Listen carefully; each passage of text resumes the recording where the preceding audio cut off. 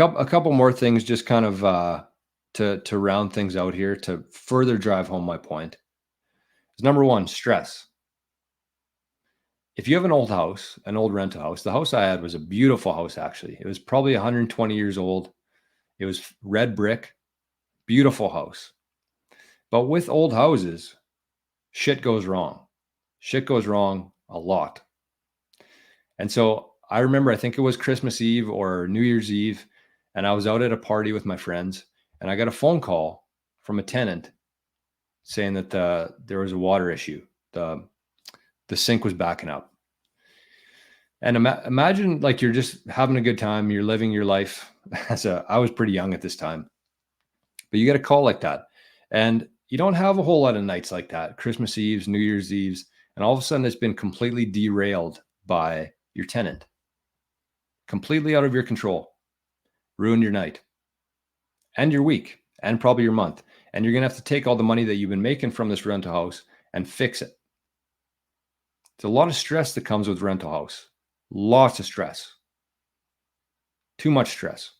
Also liability.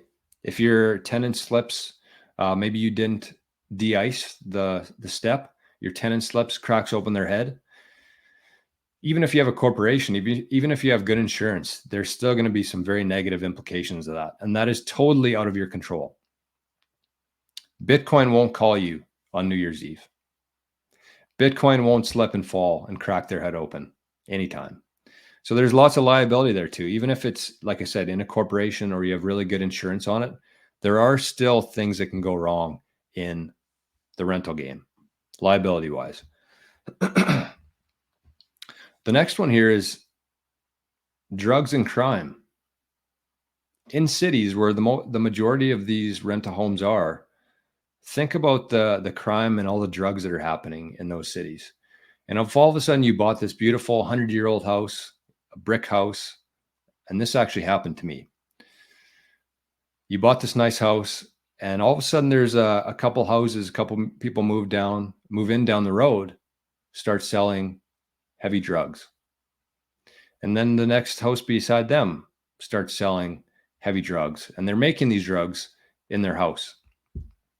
And when you have houses like that, it attracts people. And all of a sudden, this nice little neighborhood that you had turns into a nightmare for your tenants. They moved in. They thought that they're, pretty close to a school, decent neighborhood. And all of a sudden, there's some drug houses that take over. That has a very negative impact on your tenants. They're probably going to move out. You're going to have to fight hard to find new tenants. All your costs are going up. All your costs are going up. So you're going to have to increase your rent to coincide with those costs. So even though your neighborhood has gotten shittier, you have to charge people more for the rent. All of these things happening at the same time is my literal nightmare.